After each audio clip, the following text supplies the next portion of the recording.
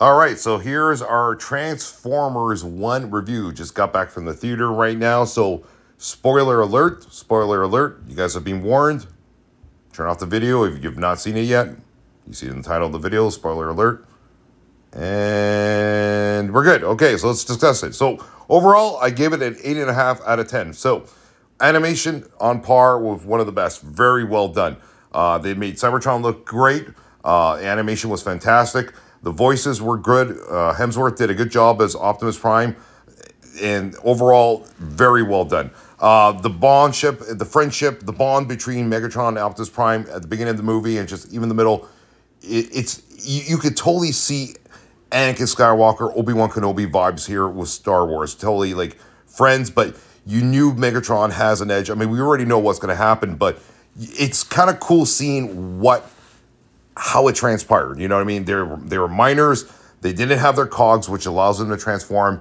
And lo and behold, the true villain of the movie is Sentinel Prime, which I kind of knew. I mean, you knew Sentinel Prime was going to be up to something, right? He basically was stealing Energon from Cybertron and giving it to the Quintessons. He made a deal with them and basically entrapped the Primes, and the Primes are all dead except for Alpha Trions, which we'll get to later on in a moment. So it's the dynamic between Optimus, Orion Pax, and of course with Megatron throughout the whole movie is very strong. It's good dialogue between the two of them. A lot of fun banter between the two of them as well too. It's but sad to see how it just changed. Yeah, here's Sammy. It is sad because you can see Megatron totally having a different path than Orion, basically, where once they find out. So what happens? He's got mad. The anger was just building up in him, just like Anakin Skywalker. And where Orion Pax like, no, we got to warn everyone that Sentinel Prime is stealing Energon and giving it to the Quintessons. And what happens is they basically get on the train with Elita 1. Elita 1 was great too. Yeah. With Bumblebee was fantastic as well too. He's a good comedic relief. There's Alpha Trion. So basically, Alpha Trion, the awakened Alpha Trion, he's somehow survived. All the other Primes are being murdered, dead by the hands of Sentinel Prime and his death guards, pretty much. Yep. And essentially, Alpha Trion shows them what happened. And yeah, so it's kind of sad, right? And Megatron just has this anger that all he wants to do is kill Sentinel Prime. That's then Optimus trying to be a bit rational. Yeah, exactly. But you could just see the anger building up in Megatron. That was where things just you could see the Sith in him coming out like Darth Vader. It's just like you knew it was coming, right? Alpha Trion, fantastic, really cool. I want them to make an action figure now with the moss on him. You know what I mean? It was kind of cool. But anyway, Alpha Trion lets him escape, fights off Sentinel Prime as much as he can with the Death Guards. He gets captured, and then eventually, poor Alpha Trion gets murdered. But Alpha Trion was cool. Lawrence Fishburne did an outstanding job. One of my favorite characters in the movie. I love the Alpha Trion. Right? Anyway, then they run into the Decepticons. Shockwave, Soundwave. You got excited when you saw Soundwave. And there's Starscream. Starscream is the leader of the Decepticons, but they're not known as Decepticons. They're known as the Night Guards. So they're like the rebels that know what's going on with Sentinel Prime. So the Decepticons are kind of, I don't want to say they were good, but... They were just like there. They were there. They were like, you know what? We know what's going on. So anyways, they all gather together. Yeah, they all gather together. There's a battle. Megatron, Bumblebee get captured by Sentinel Prime. Orion Pax goes back, tells Ironhide, Jazz, Hound, RC, who, they stole, Sentinel Prime took out our cogs. It's all been a big lie.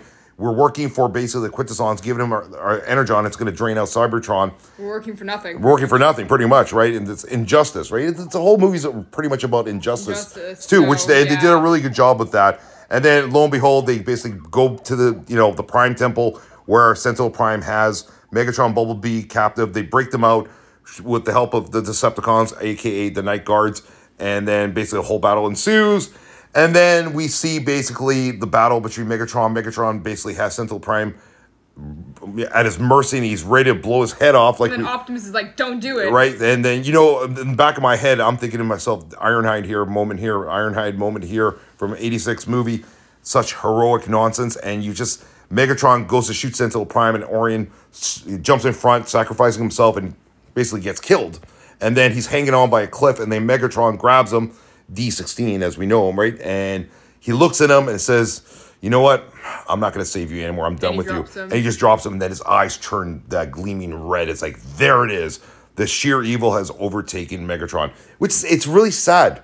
Because he used to be like... Yeah, it's sad. It's just like, yeah, like good friends, and just like the evil was just embedded with him. And it's also like how they were like, we'll stick with each other. Yeah, so the whole moral of the story, guys, is the path you take. Like, both, they wanted to get justice for Cybertron.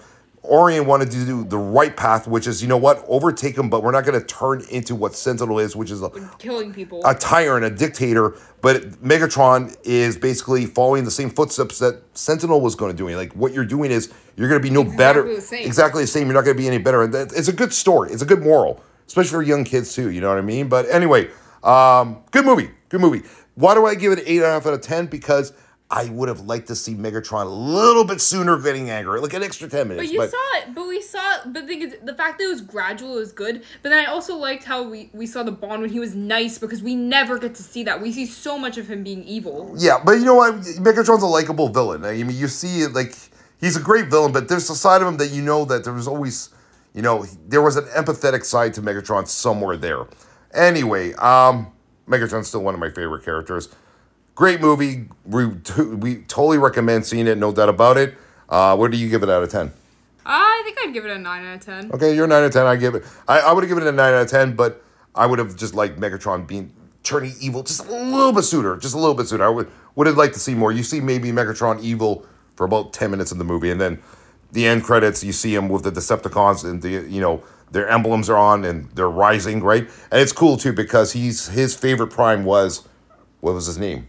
Megatron's Prime. There you go. And that was Megatron's, idol out of all the Primes, the big, powerful one, right? And he had the Decepticon logo on it, but there were no Decepticons, but it was there. The writing was on the wall, no doubt about it. Anyway, go see it, guys. We recommend seeing it. They did a really good job with it. You know what? I'm very happy that we saw it in the theater. All right, guys?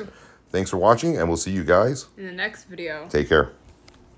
All right, it's a good thing Sammy's here, because we get so excited talking about the movie. We also forgot that the ending where Optimus Prime turns into Optimus Prime. Right, he falls into after the Matrix. Yeah, so going back when Megatron drops him, it's like, like he's basically now become useless to him. He falls into the realm of the Primes, and the Primes say, you know what, Optimus or Orion, you've sacrificed yourself. That is a big showing us, what you have done, showing that you're righteous, and they hand him the Matrix, right? The Matrix just disappeared. No one knew where the Matrix was. Sentinel was always looking for it, right? But it was hidden by the Primes, but it was spiritual, right? In the spiritual realm, pretty much. Yeah. So they handed it to him, and then voila. Optimus Prime emerges with the axe and everything, and all the... It was very cool battle. And all the nerds, including ourselves, were like, oh yeah, ha, ha, ha, with the axe when he's forming the axe and battling Megatron. And essentially, he beats Megatron, and he lets him live. He's like, you're banned from here. And then, yeah, so him and the Decepticons flee, and this is where we are right now with, if you follow the path of this, Cybertron goes to crap pretty much, and them battling, and then we end up on Earth in 1984. And yeah, so anyway, that's the storyline. So go see it, guys. So good thing, Sammy, you caught that before we uploaded the video here. We almost forgot about Optimus Prime, Orion turning into Optimus Prime. So good catch there, and the shield comes on. That was cool. All right, guys, thanks for watching, and we'll see you now finally in the next video. Take care.